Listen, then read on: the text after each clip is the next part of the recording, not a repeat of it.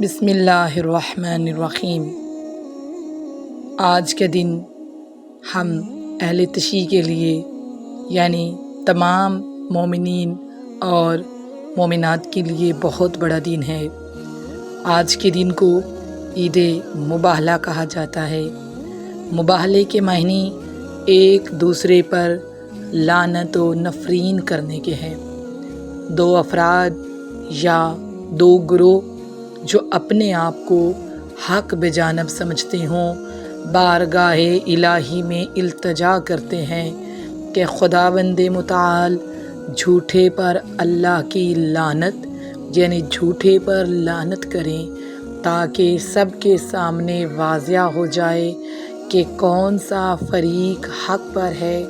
چنانچہ پیغمبر اکرم صلی اللہ علیہ وآلہ وسلم نے نجران کے نصارہ کو مباہلہ کی تجویز دی، جسے انہوں نے قبول تو کر لیا لیکن مقررہ وقت پر مباہلہ سے پیچھے ہٹ گئے، کیونکہ انہوں نے دیکھا کہ پیغمبر اکرم صلی اللہ علیہ وآلہ وسلم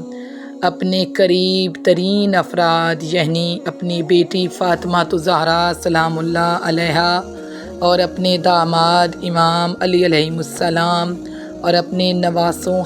حسن علیہ السلام اور حسین علیہ السلام کو ساتھ لے کر آئے ہیں،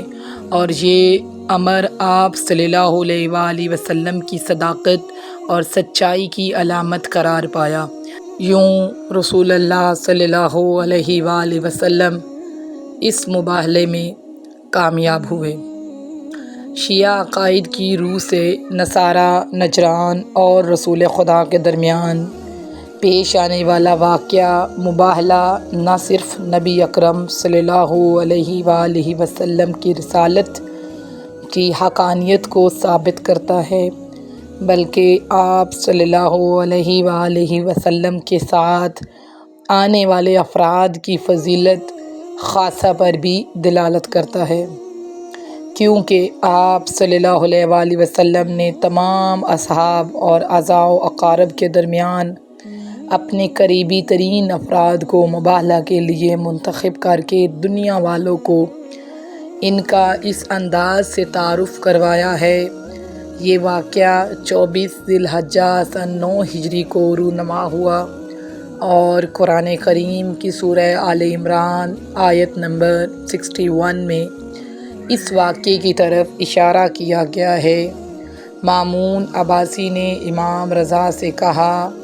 کہ امیر المومنین علیہ السلام کی عظیم ترین فضیلت کیا ہے،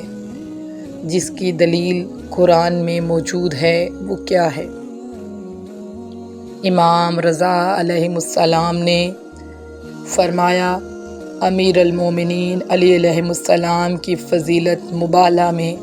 اور پھر آیت مباہلہ کی تلاوت کرتے ہوئے فرمایا،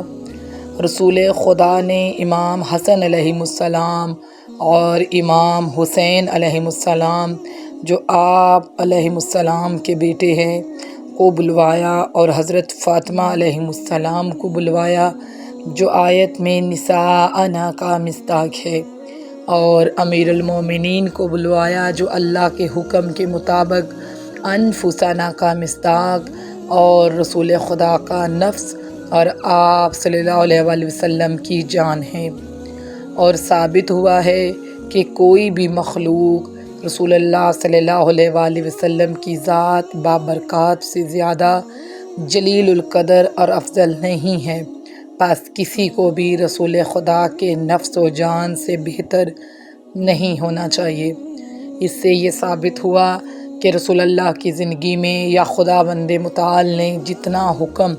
اتباع کرنے کا اہل بیت کے بارے میں فرمایا ہے وہ کسی کے بارے میں نہیں ہے۔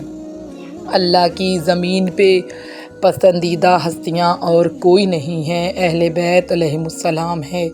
جن کے بارے میں خداوند متعال نے قرآن میں ارشاد فرمایا، انما یرید اللہ لیذھب عنکم رجس اہل البیت ویطہرکم تطہیرا۔